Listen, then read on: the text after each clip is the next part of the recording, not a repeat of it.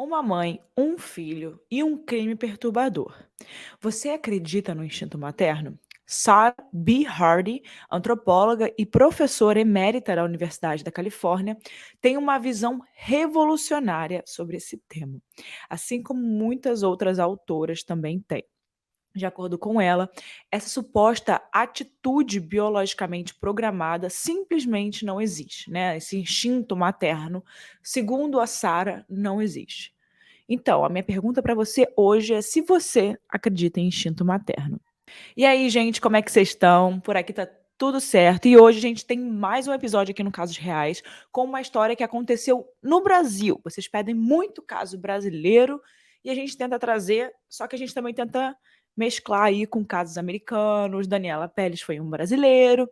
Então a gente está trazendo hoje esse caso brasileiro mais uma vez. A gente tem que principalmente apurar muito bem os casos brasileiros, como a gente faz com todos os outros. Porém, os casos brasileiros a gente tem mais informação porque está aqui no nosso território, né? Então é mais fácil para a gente pesquisar. A gente tem mais artigos, a gente tem mais notícias, a gente consegue pesquisar mais a fundo. Então a gente gosta de gastar mais tempo pesquisando os casos brasileiros. No dia que a nossa pesquisa começou a ser feita para tratar esse caso, como eu falei para vocês, que a gente demora, que foi há 3 meses atrás, saíram várias notícias sobre esse tema, sobre um acontecimento mais recente que envolveu a investigação do assassinato do menino Rafael. E por isso a gente precisava de muita cautela para poder esperar o tempo dos acontecimentos serem resolvidos, né, então foi isso que a gente fez. Esse caso especificamente aconteceu em 2020, é muito recente, mas a gente acredita que quando a gente traz os casos para cá, a gente acaba contribuindo para a visibilidade do que aconteceu e, claro, com isso a gente acaba ajudando a ter mais pessoas informadas e antenadas nos processos que estão acontecendo. Então, esse é o nosso propósito aqui. Ao mesmo tempo, como as investigações e as notícias ainda não se encerraram por completo, ainda continuam em muitos casos que a gente traz, a gente reforça a mensagem de que por aqui tudo é tratado com o máximo de respeito a todos os envolvidos no caso, desde os familiares até os profissionais que trabalham para resolver essas questões que envolvem a justiça. E também vale falar aqui que, além de tratar de uma vida de um menor de idade, né, no episódio de hoje, também existem muitos detalhes perturbadores e muitas questões que podem gerar gatilho em quem está aí escutando, principalmente ao tema de maternidade, que aqui, né, a gente vai trazer sem nenhuma romantização. Enfim, o recado está dado aí. E esse é o caso de Rafael Vinques.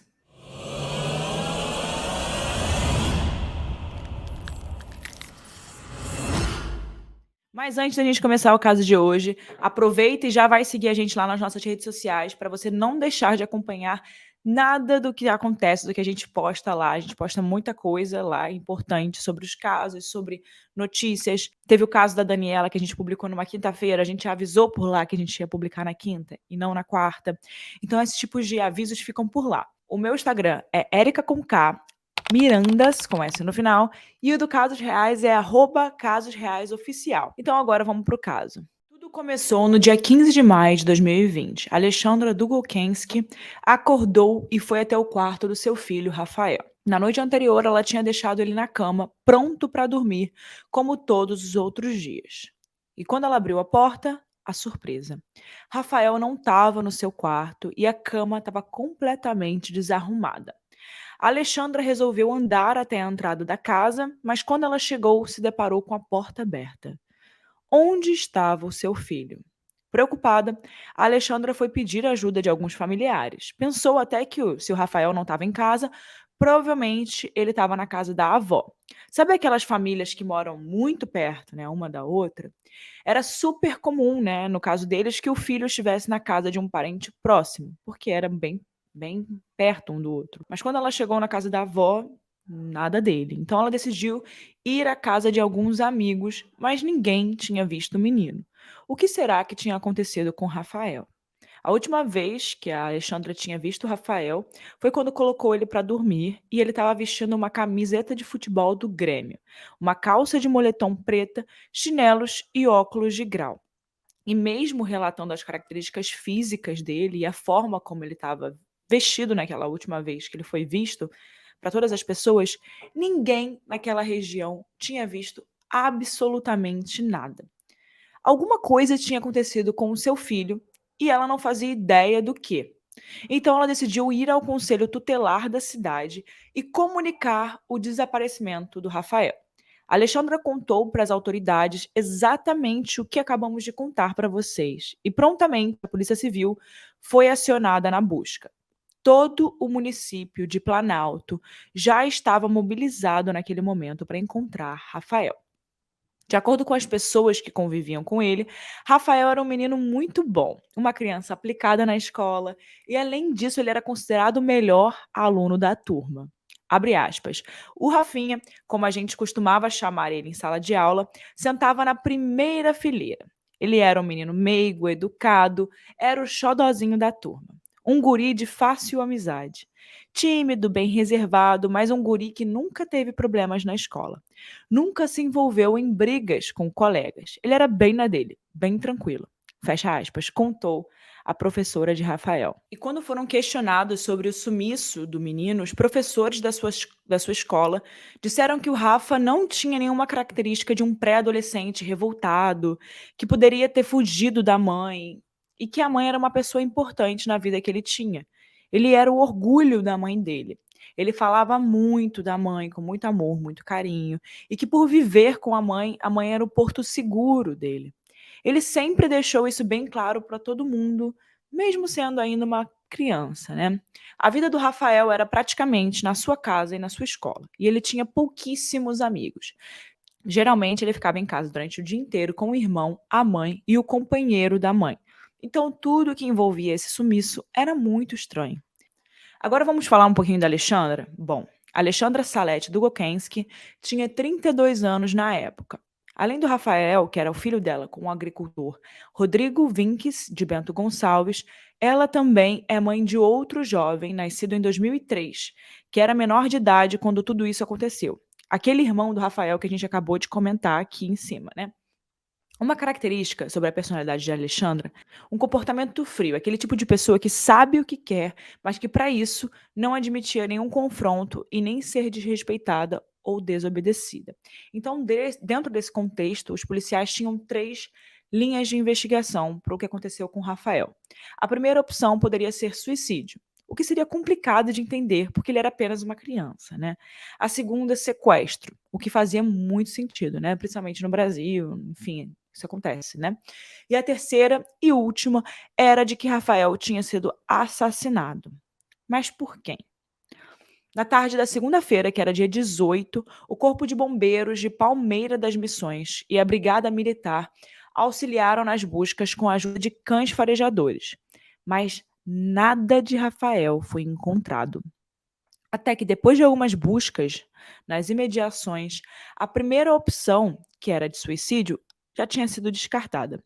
E a segunda opção ficou bem enfraquecida por conta da condição financeira da família, né? Então não teria muita razão para ser um sequestro, não tinha nenhuma peça solta ali que deixava claro que poderia ser um sequestro, nenhuma pista, né, que haviam deixado. Até porque depois de um tempo, se é um sequestro, alguém liga falando alguma coisa, né? Então não tinha nenhum motivo para ele ser sequestrado, além de não ter nenhum arrombamento na casa. A polícia estava realizando diversas diligências. Parecia haver alguma peça importante que não estava sendo considerada. O Rafael era um menino tranquilo, ele gostava muito de jogos, de celular, mas ele era um garoto normal, como qualquer outro pré-adolescente.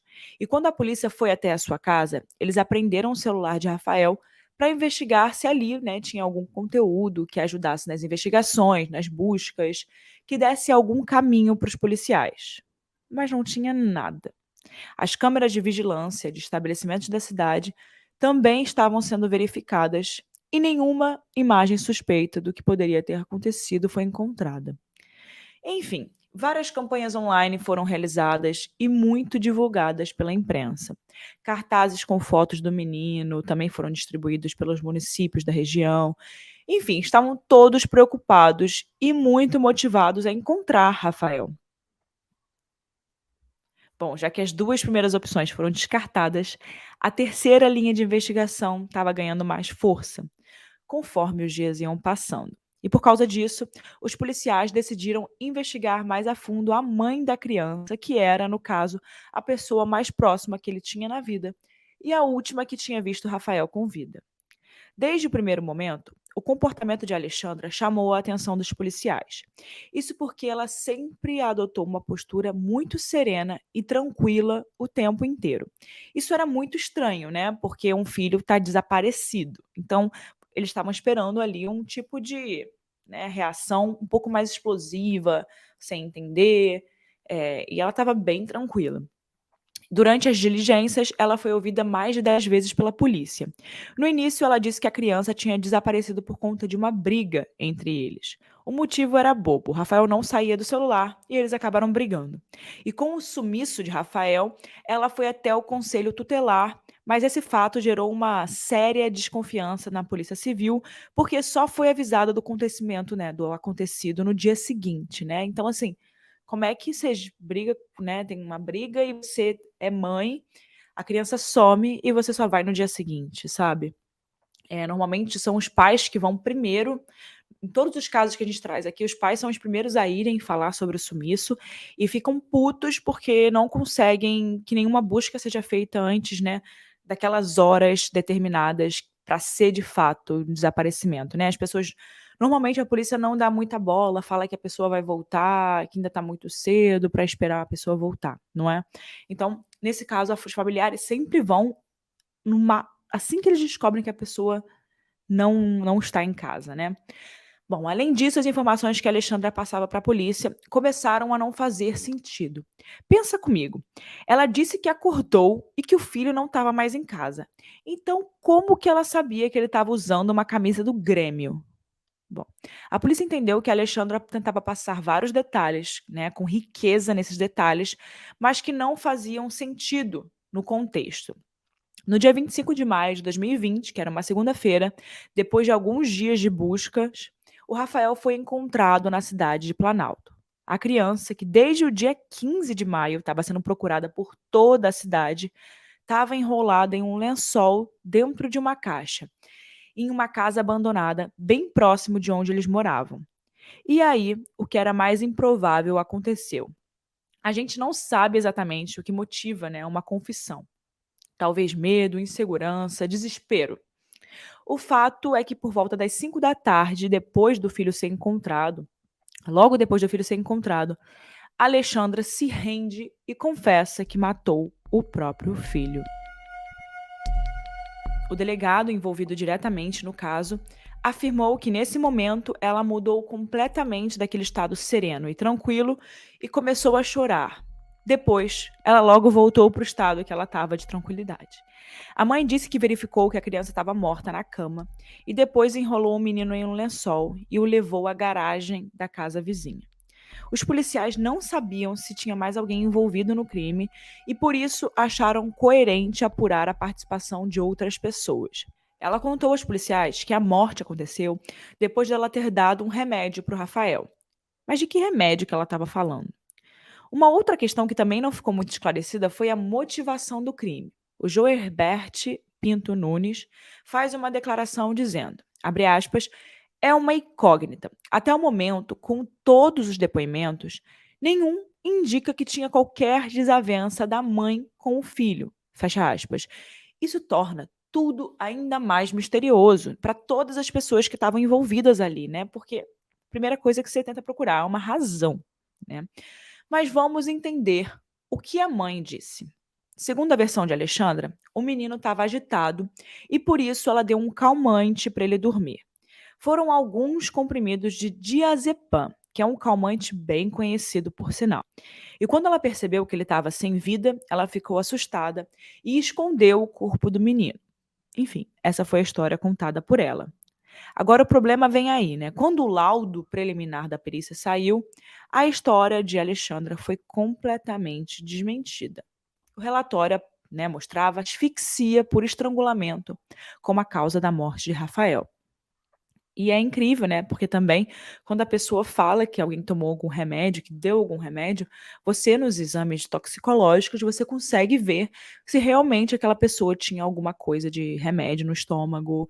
enfim, se realmente aquele fato dela ter dado um diazepam era verdade ou não. E nesse caso, bem claro aí que ele tinha sido asfixiado e essa era a causa da morte. A mulher, então, ela prestou um novo depoimento à polícia no dia 27 de maio, que eram 2 dias depois, né. Então a Alexandra manteve a versão de que ela tirou a vida da criança por superdosagem do diazepam. O delegado conta que eles brigaram, né, o mãe e filho, porque o Rafael não largava do celular e não queria dormir. Então esse seria ali a razão dela ter dado esse remédio pra ele, né. Enfim, quando a Alexandra percebeu que o Rafael estava sem vida, na madrugada ela enrolou o corpo do menino no lençol e arrastou até a garagem da casa vizinha. Essa é mais uma das contradições dos diversos depoimentos de Alexandra, né, que teria afirmado ainda que Rafael tinha uma personalidade difícil, o que foi desmentido pelos próprios professores da escola que ele estudava e por todo mundo próximo dele, né. Sobre isso, a promotora do caso, Michelle Thaís Dunk Kuffner, comentou que ela sempre tentou encontrar meios de ser livre da responsabilidade pela morte do filho dela. Ela tentou, de todas as formas, se safar dessa responsabilização. O próximo passo dessa história foi considerado assim decisivo nas investigações. Foi uma força-tarefa de mais de 30 pessoas ouvida pelas autoridades com relatos sobre Rafael e sua família, na tentativa de solucionar e juntar as peças desse caso. E todos esses relatos contribuíram para o grande evento conhecido como reprodução simulada dos fatos. E para quem não sabe, a reprodução simulada dos fatos, que é conhecida como reconstituição de crimes, é o processo de simular o contexto e o ambiente onde alguma, né, transgressão foi praticada por meio de evidências e depoimentos. É como refazer o crime, né? Sendo mais básico, mais breve, é como refazer o crime, né?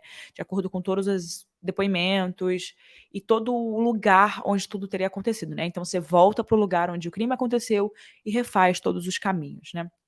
Por isso, os depoimentos daquelas pessoas foram super importantes. Elas ajudaram a construir essa reprodução em algum nível. Uma outra coisa que é importante a gente falar da reprodução simulada dos fatos é uma das perícias mais completas que podem ser usadas nesses casos, porque é um trabalho multidisciplinar. No dia 18 de junho de 2020, aconteceu essa reconstituição. Ao longo daquela semana, chegaram vários laudos periciais para dar suporte as investigações. E a partir disso, seria possível a polícia oferecer à população maiores detalhes do caso. Primeiramente, a polícia tentou desvendar se a Alexandra agiu sozinha ou se ela teve ajuda de alguém, que talvez poderia ser o filho mais velho. O laudo pericial preliminar já tinha apontado que Rafael teve como causa, né, mortes, asfixia por estrangulamento. E o advogado de Alexandra diz que as marcas encontradas no corpo da criança são porque ela acabou usando uma corda para puxar o filho, né, do local até onde ele foi deixado. Além do delegado do Planalto, a delegada Caroline Bamberg, que era responsável pela investigação do caso Bernardo Boldrini, também trabalhou nesse caso.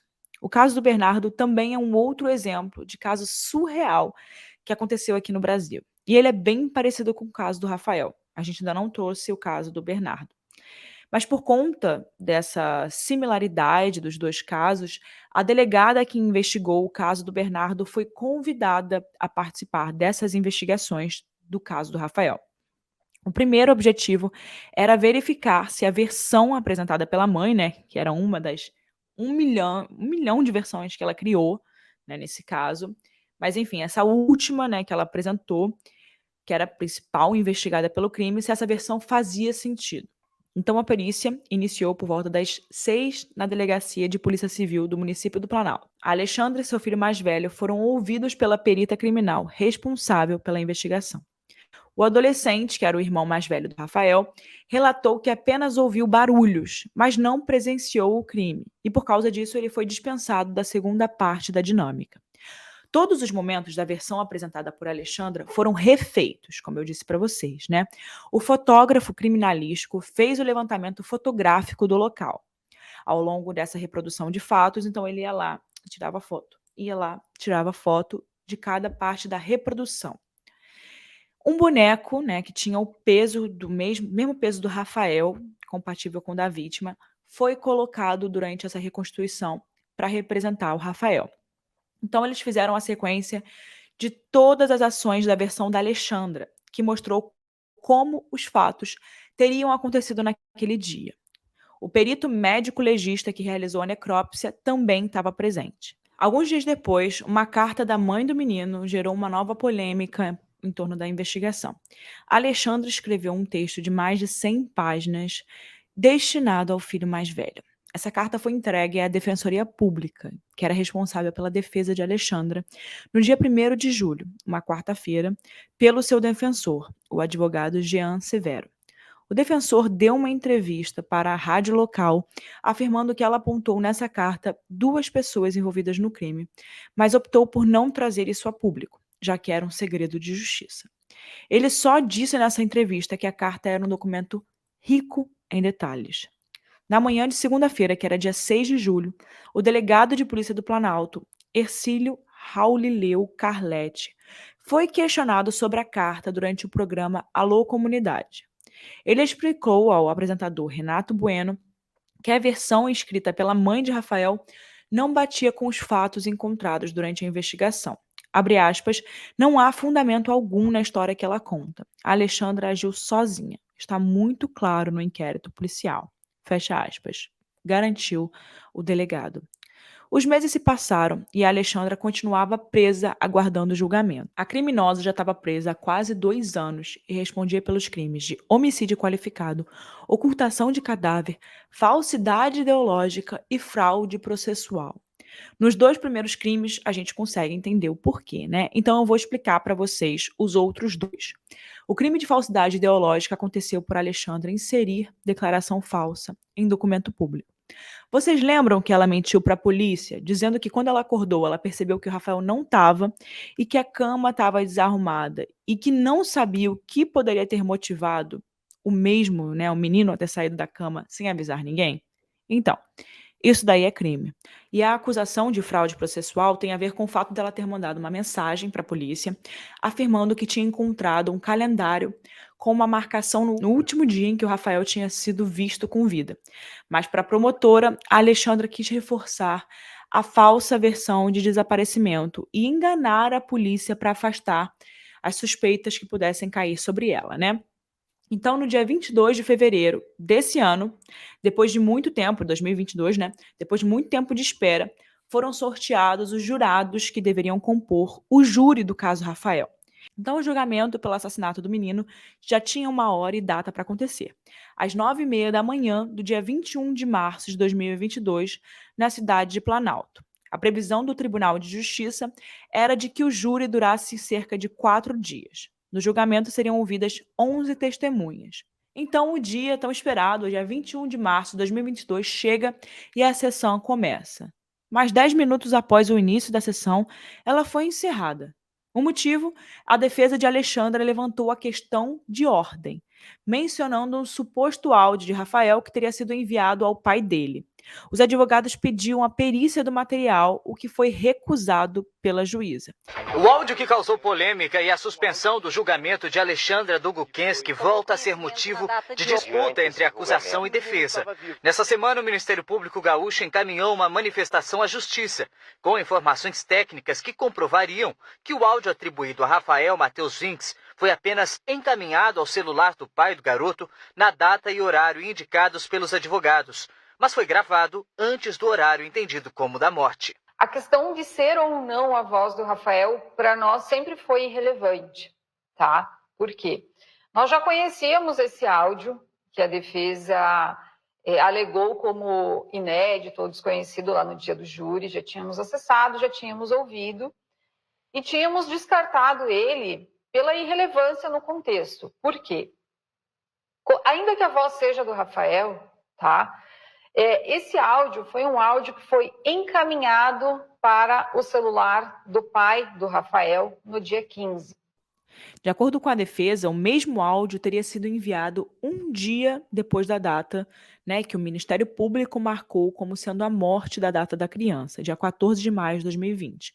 Em resposta, o Ministério Público disse que esse pedido não passava de uma estratégia dos advogados, já que todos eles tiveram acesso a esse material desde o início do processo. Não tinha motivo para anular o júri por causa disso. Mas você acha que essa briga acabou? Ela nem começou. Depois disso, a defesa e a acusação protagonizaram um bate-boca de novela ali, né? Que dava para fazer uma novela no meio do plenário. E a banca de advogados de Alexandra simplesmente foi embora. Assim, do nada. E aí, por causa disso, a juíza meio que foi obrigada a encerrar a sessão e cancelar o júri, já que uma das partes não estava mais presente. Ou seja, era tudo que queria, né, para poder encerrar e alongar essa história. 3 dias depois, no dia 24 de março, o Ministério Público entrou com um pedido judicial de multa à defesa de Alexandra por ter deixado o plenário do júri e provocado o cancelamento da sessão. Era óbvio, né, que isso iria acontecer, porque foi o que eles fizeram e não era certo. Mas, para além disso, uma nova informação. O Ministério Público solicitou também o ressarcimento aos cofres públicos do dinheiro gasto pelo Tribunal de Justiça com todos os preparativos para esse julgamento que teve que ser, né, pausado. Eles informaram que os gastos para montar essa estrutura do júri chegaram a R$ 160 mil. No dia seguinte, o promotor de justiça Diogo Gomes Taborda, que atua, né, no caso ao lado dos outros promotores envolvidos no caso, concedeu uma entrevista a uma rádio. Ele disse que o que aconteceu em Planalto foi um espetáculo deplorável e lamentável. Abre aspas. O que vimos naquele dia foi um espetáculo deplorável e lamentável, ocasionado pelos advogados de defesa. Uma manobra completamente descabida, que serviu única e exclusivamente para humilhar toda a cidade de Planalto, toda a comunidade com a retirada deles do plenário. Fecha aspas. Diogo disse que ao longo de sua carreira ele nunca tinha visto um advogado ir para o júri e simplesmente porque tem um pedido negado, né, abandonar o plenário. De acordo com o promotor, essa não é uma atitude séria de advogados que estão corretos. E a multa, né? Você deve estar se perguntando aí. Com relação a isso, o Diogo explicou que a legislação não só prevê, como determina a aplicação de uma multa por quem abandona o processo, né? Abandona o plenário, uma sessão judicial. De acordo com ele, o Ministério Público não está fazendo nada mais do que cumprir a lei, ainda mais por ser um órgão defensor do dinheiro público, né? Com o cancelamento da sessão, a juíza tem o dever de intimar a Alexandra novamente para que ela informe se vai manter os mesmos advogados ou se vai contratar outros defensores. Ou, enfim, se ela vai seguir com a defesa da Defensoria Pública, né? O que ela vai fazer a partir disso? Depois disso, a magistrada é obrigada a designar outra data para a realização do julgamento. Data essa que a gente não sabe quando vai acontecer até o dia que esse episódio está sendo gravado. Então, aqui nós temos alguns pontos. O que pode acontecer agora em relação a esses prazos? A primeira hipótese é a realização da perícia desse áudio, mesmo com a recusa da juíza. Isso seria possível se os advogados recorrerem a instâncias superiores e alguém do Tribunal de Justiça determinar que isso seja feito. Mas por causa do acúmulo de análises no órgão responsável que lidera essas perícias, é bem provável que esse processo demore meses ou até anos. Enfim. E aí, enquanto esse tempo passa, os advogados da Alexandra podem alegar que ela ficou muito tempo presa, porque ela está no presídio desde 2020, e tentar que seja libertada provisoriamente. As pessoas que acompanham o caso acreditam que essa seja uma grande possibilidade, né? E talvez seja isso que eles estejam procurando.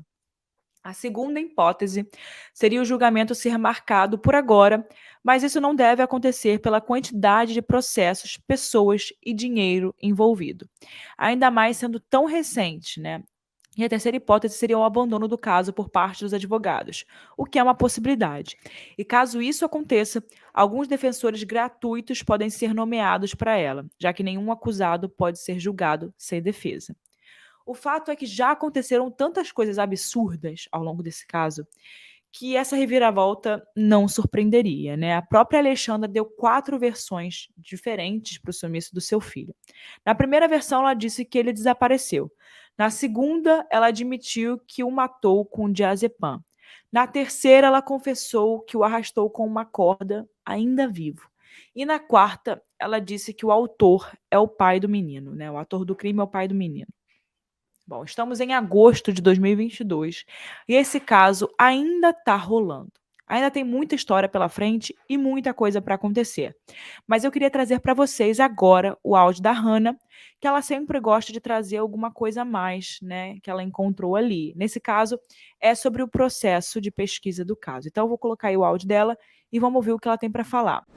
Fala pessoal, tudo bem? Aqui quem tá falando é Hannah, roteirista do Casos Reais, e tô aqui para comentar o episódio do Rafael. Esse caso é um caso muito recente, mas também é um caso muito conturbado, e ele acaba trazendo pra gente várias reflexões sobre várias questões na nossa sociedade, né? Desde a discussão sobre alguns mecanismos de justiça que são usados, né, como estratégia para adiar os julgamentos, como foi o caso do que aconteceu no dia, né, do julgamento e tudo mais, e até mesmo a discussão para um lado mais antropológico, um lado mais social, que faz a gente pensar também sobre, né, as expectativas sociais da maternidade na nossa sociedade, né? A questão do instinto materno, por exemplo, né? De existir um amor incondicional da mãe pelo filho, e que casos como esse quebram completamente o paradigma do instinto materno, né? E a gente percebe que isso nada mais é do que mais uma expectativa social que é colocada sobre a mulher dentro da sociedade que a gente vive, né? Então, esse é um episódio muito triste, ele ainda está em curso, as decisões não foram completamente estabelecidas em relação ao julgamento da mãe, mas a gente espera que tudo seja conduzido da melhor forma possível e que a justiça não demore a ser feita, né? Bom, e como sempre, no final de cada episódio eu trago a minha opinião, né? Esse caso é um caso que a gente já tinha escrito já tem um tempo e a gente resolveu pesquisar ainda mais, porque quando eu fui gravar esse caso, eu falei, não sei, tá faltando alguma coisa ainda, então a gente começou a pesquisar ainda mais, porque como eu sempre falo para vocês, o Casos Reais, o propósito é a gente trazer um caso por semana. Então eu não tô aqui pesquisando cada caso, como tem podcasts aí, que, enfim, trazem vários episódios sobre só um caso. Então, a pesquisa é mais demorada e mais aprofundada nesses outros casos. Os nossos, como é que, né, vamos trazer toda semana um caso novo e como é que eu vou, né, estudar esses casos durante anos, tendo que trazer um novo por semana. Então, nosso propósito aqui, a gente pesquisa muitas informações, a gente tenta trazer o máximo de informações que a gente encontra e são todas de lugares confiáveis. Então, o caso do Rafael foi um caso que é recente, é um caso muito recente, brasileiro, e que enquanto eu gravava eu senti que talvez pudesse sair alguma nova informação, por ser um caso que em 2022 estava tendo, né, novas atualizações. Então eu falei, vamos esperar um pouquinho, vamos ver se sai mais alguma coisa e depois a gente grava de novo o caso do Rafael. E agora aconteceu. Agora estamos trazendo o caso do Rafael, porque a gente está realmente achando que não vai acontecer nada novo em breve. E é um caso que a gente acha que merece visibilidade e por isso que a gente está trazendo ele hoje aqui. A gente acha que esse caso não merece estar esquecido e tá que a gente está trazendo esse caso aqui hoje, concluído, precisa seguir em frente, né? As pessoas precisam de fato ter um julgamento, terem uma. Não ficarem apenas alguns anos, 2 anos na cadeia e, enfim, sair por boa atitude lá dentro, né? Mas enfim, a minha opinião sobre esse caso é que desde o início a polícia tinha todas as informações bem claras na frente deles de que a mãe poderia estar envolvida no caso e eles seguiram outras linhas de investigações. É bem legal você seguir várias linhas, porém a última pessoa que viu o Rafael com vida foi a mãe. Ela deu vários depoimentos que ela mudava toda hora, cada hora ela trazia uma informação nova. Cada hora ela trazia uma informação nova, cada hora ela contava uma história nova. E isso é bem característico de quando a pessoa está tentando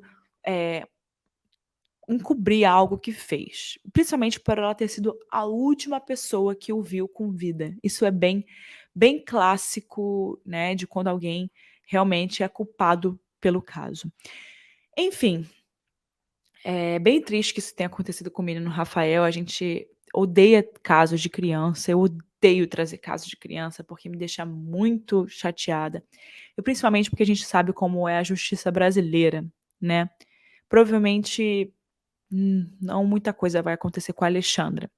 Mas estamos aqui tentando trazer mais evidência para esse caso, para que ele volte a ser falado e ela tenha uma pena um pouquinho mais dura nesse caso, porque ela tirou a vida do próprio filho e não consegue se responsabilizar nisso, né. Você vê que ela está sempre tentando encontrar alguma outra pessoa para colocar essa responsabilidade nas costas, né.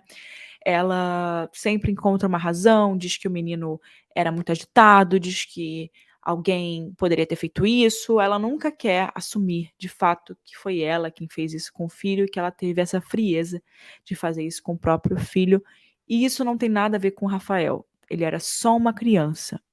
Isso tem a ver com ela. Uma mãe nunca deveria ser a pessoa que tira a vida da própria pessoa que colocou no mundo, né. Foi ela que colocou o Rafael no mundo. É quem tá aí pra cuidar da gente, né. A mãe é sempre a pessoa que a gente recorre quando as coisas ficam ruins, quando a gente tá se sentindo mal. E nesse caso foi a mãe do Rafael que tirou a própria vida e o direito dele de continuar vivendo, de crescer, de viver coisas, de ser um homem, né. Ela tirou a vida dele. Então, assim, não tem nenhuma outra pessoa que possa ser responsabilizada por algo do tipo, porque foi ela quem fez isso com as próprias mãos. Então, estamos aqui hoje para tentar trazer mais evidência para esse caso, para que ela seja julgada e tenha a pena que merece nos parâmetros brasileiros, mas que esse caso volte a ser falado. Então é isso. Espero que vocês tenham gostado, né, não do caso, mas do nosso trabalho. E não deixe de compartilhar com as pessoas próximas, bota nos stories de vocês e vamos fazer com que o caso do Rafael volte a ser falado novamente, não caia no esquecimento. Até o próximo caso. Vejo vocês quarta-feira que vem, no próximo episódio do Casos Reais. Então é isso, pessoal. Vejo vocês na próxima quarta-feira com mais um caso aqui no Casos Reais. E eu quero saber agora a sua opinião. Deixa aí embaixo para mim. Aqui a gente sempre bota uma caixinha de pergunta. E eu quero muito saber o que você achou desse episódio, desse caso. Qual é a sua opinião?